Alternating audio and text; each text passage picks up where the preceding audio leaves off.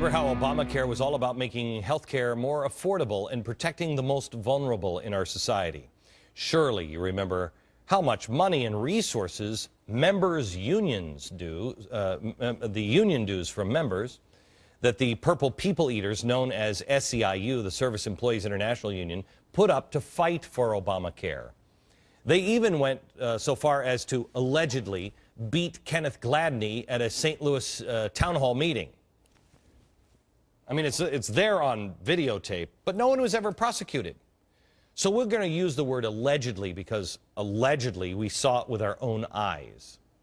In fact, it was SEIU's then president, Andy Stern, the most frequent visitor to the White House by far, who pushed for the tactic known as deem and pass. That gave the final passage of Obamacare. It was supposed to help the unions. Affordable Care Act. Check this story out.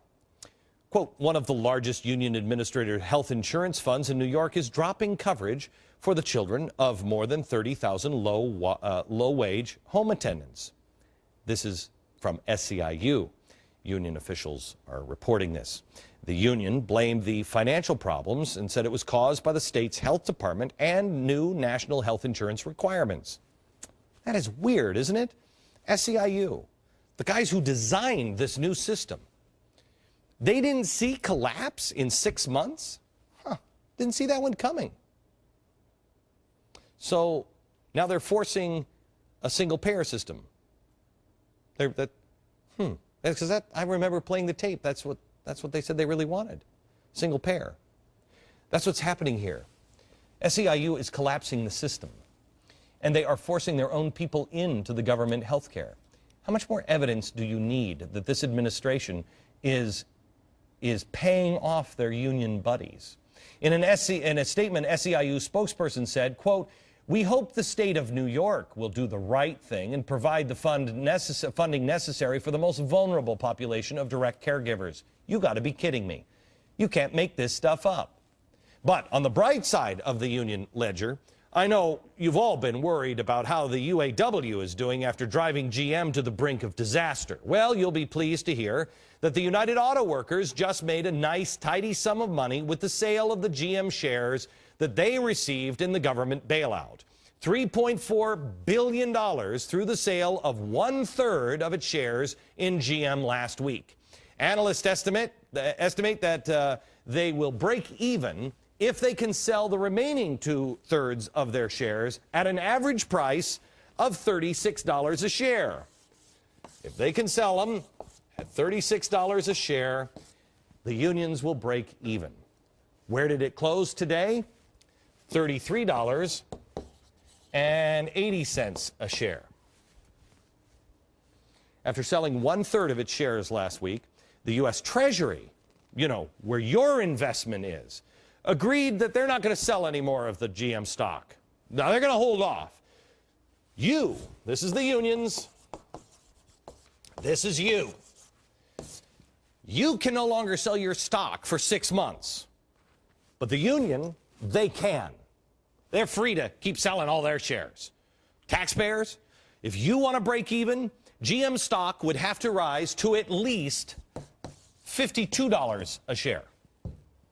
Some say it's more like $103 a share before you break even.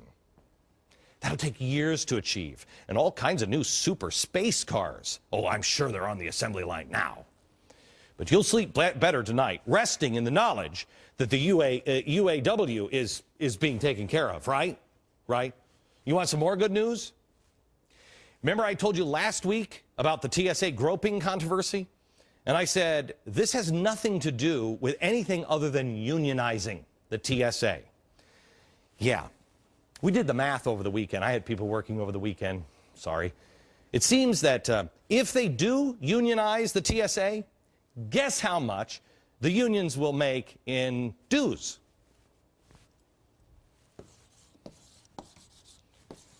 New $30 million every single year, just in dues. I'm sure that has nothing to do with their desire to infiltrate, represent TSA.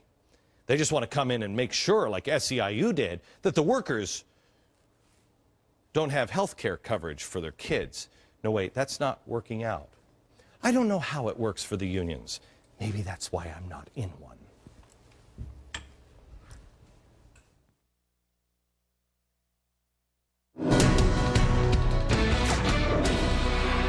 You have your phone handy? Because I want you to call Washington right now.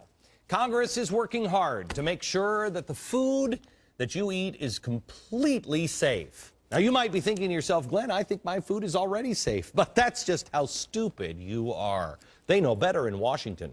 Apparently, our food is very unsafe. That's why tonight, the Senate is scheduled to start voting on S-510, the FDA Food Safety Modernization Act. It is fantastic. It's going to be so modern, what they're doing. May I ask you, who on the planet has a safer food supply than we do while feeding 300 million people? Is it China? Is it India? Is it Great Britain? Ooh, Sweden. Oh, no. Is there a big problem that I don't know of? I mean, I know that, we can always make things better here. There was a problem with spinach a couple of years ago, and then guacamole or avocados or something. I think that was quickly resolved, minimal to no interruption of our normal food supply. I know we got bad dog food tainted with lead poison, I think, from the Chinese, but maybe we should have theirs. Maybe we should look into their food modernization. We can always improve, but there'll never be a perfect system with zero problems, will there? I want you to know this is a massive, massive expansion of federal regulation, increasing the power of the FDA, started by progressive Theodore Roosevelt, and a higher, more fun price at the food store. Oh, and it's going to mean higher taxes for you as well. Congressional Budget Office estimates between $1.4 billion and up between 2011 and 2015. Cost to the private sector, you at the grocery store, now they haven't calculated that yet, but it is expected to be hundreds of millions of dollars every year. If you think your food prices have already gone up, just wait. According to the Heritage Foundation, the act would, quote, authorize the FDA to dictate how farmers grow fruits, vegetables, including rules on governing soil, water, hygiene, packaging, temperatures, even what animals may roam in the fields and when they can roam. It would also increase inspections of food facilities and tax them to do so. And fulfilling the dream of a long line of agency officials, the bill grants the FDA to unilateral authority to order recalls. Oh, that's great. Is there more paperwork for the farmers too? Oh, and by the way, guess what agriculture company will benefit if this thing passes? The Monsanto company. Of course. They're in favor of this bill. They really like this bill. Do you know where the FDA's deputy commissioner for foods used to work? It's a wild coincidence. The Monsanto company. And guess who the second largest holder was, last quarter of the shares of the Monsanto Corporation? George Soros. It's a small world. Small world, isn't it? Even as the Obama administration and their apologists continue to laugh and mock at claims of government intrusion into our lives, despite the takeover of GM and Chrysler, government control of all student loans, control up to 95% of all new home mortgages this year, the health care reform takeover that the unions are getting rich on, and the sweeping financial reform changes to control Wall Street, now they want to protect you from your food. Really? All of a sudden, we need this legislation, and it can't wait until Christmas. No. Why? Monsanto, George Soros, political favors, control and power. They control your food. They control you. You call your senator tonight. You call the Capitol switchboard. 202-224-3121. Call them. And by the way, Obama, sorry about the lip. If I got any of it wrong, call me, will ya? You asked to be connected to your senator. Remind him or her what happened on November 2nd. And tell him or her you'd love to see them avoid a repeat of that in 2012. Call them. This is about control and, in the end, starvation.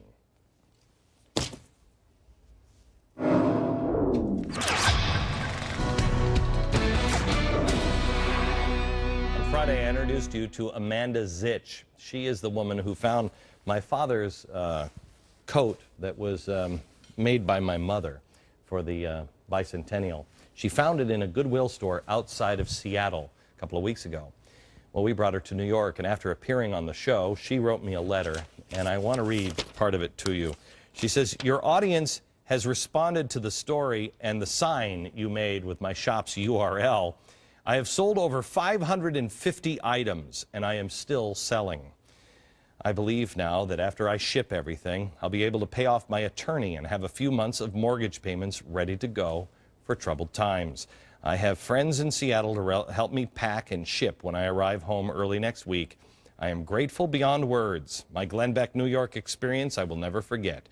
Your kind words will be remembered and shared with Ella, her daughter, as she grows. I've set up a college fund for her. People now want to send me vintage clothes to sell instead of donating them. I'm overwhelmed and uplifted." Here is a mom who didn't want to lose her house and didn't want to take a handout, so she started her own business. One miracle at a time, America. Expect the next miracle to happen in Ohio. Just like 828 and Amanda Zich, it has nothing to do with politics. It has everything to do with people and who we choose to be.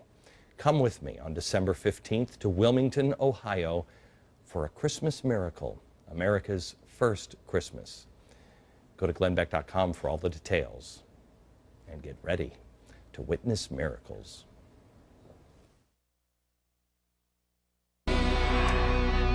America, I'm very excited about the future of what we have to share with you. Next year, we're working on a project that I think will blow your mind. A little closer in the future, on Thursday, we're going to be out at movie theaters with a live performance with an audience in Pittsburgh, and then in movie theaters all across the country, of Broke, how we fix this country, kind of a town hall meeting with just the two of us. That's on Thursday. On Wednesday's show, we're going to do a special on the Roman Empire, and if I have time and we can complete our investigation on a couple of things, I'm not only going to show you things that happened in the Roman Empire that are happening right now, but also some plans that were laid in the 1960s by Russia that will boggle your mind. That is Wednesday from New York. Good night, America.